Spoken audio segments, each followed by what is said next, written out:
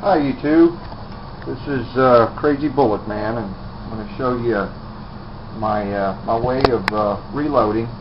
These shells are already tumbled clean in my tumbler with media, and these shells that you have upside down have been already primed and powdered.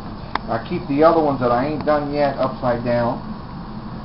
That way I know which ones are loaded and which ones are not, and I'll show you how I do this. And by the way, you don't have to buy these expensive shell boxes. You can actually, if you go to the range, you'll find a lot of these boxes. I pick them up at the range. They don't cost anything. People buy bullets and throw these away.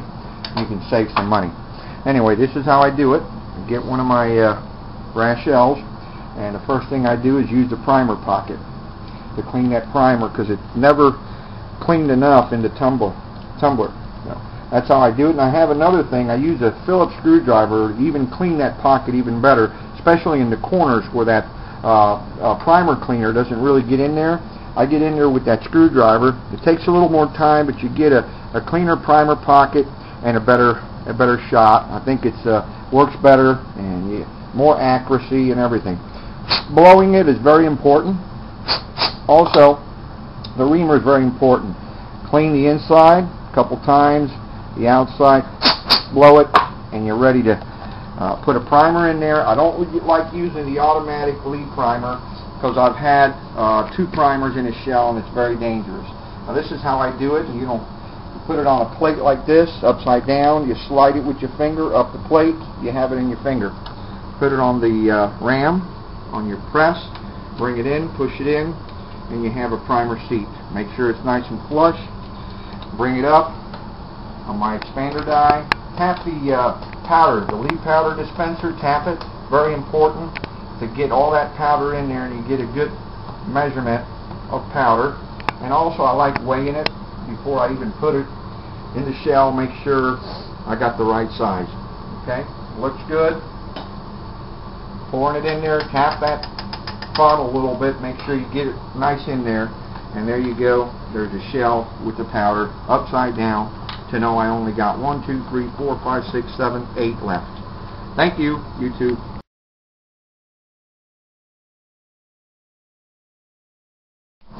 Hi, YouTube. This is Crazy Bullet Man again on part 2 of my 45 caliber ACP loads. And this is how we going to put the lead bullet in there. This is the brass that I had already powdered, and I showed you in part 1 how I did that. Now, I give thanks to a couple guys on YouTube that showed me this process of using polyfill. Polyfill is the stuff that the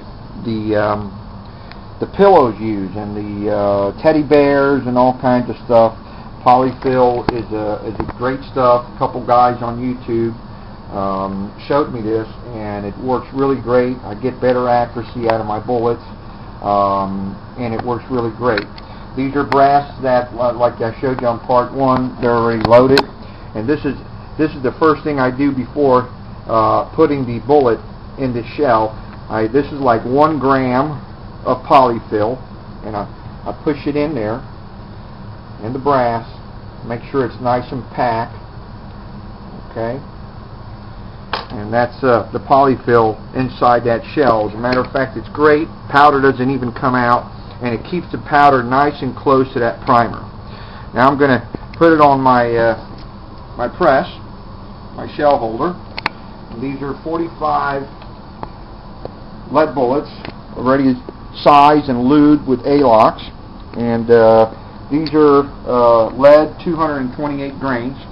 Okay, and I put it on my my press, ready to go. I have the die already set, the exact diameter we need that bullet to go in there. And you notice on my first part 1, the brass has already been expanded on my expander die.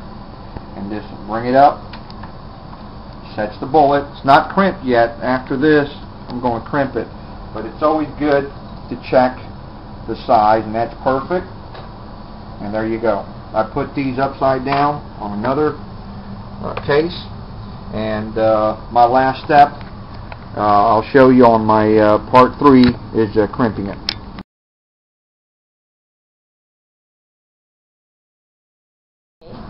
Hi YouTube, this is Crazy Bullet Man again, part 3 of the polyfill 45 caliber ACP bullets I've made.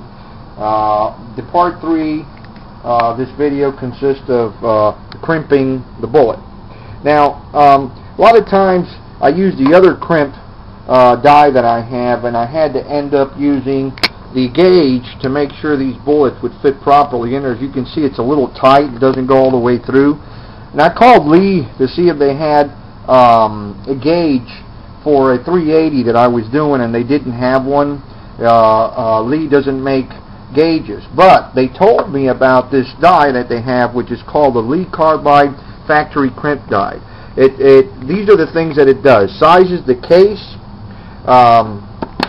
It says sizes the case after it's crimped to the actual factory size. Trim length not critical and possible to buckle the case. Crimps bullets with no cantilever. So I think this is an awesome die, and I'm going to show you how it works. Okay. I do have the bullet holder in there, the gauge holder.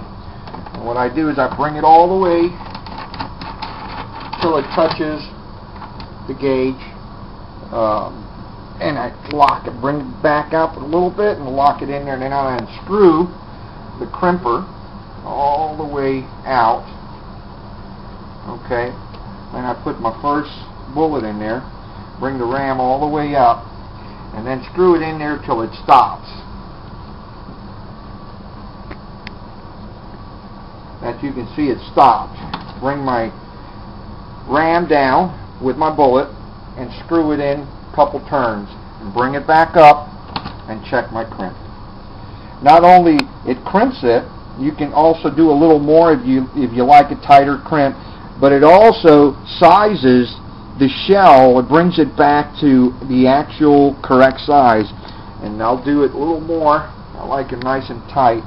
And as you can see, ram it in a couple times and watch how it falls in the test gauge. It falls all the way down. It brings it back to actual size.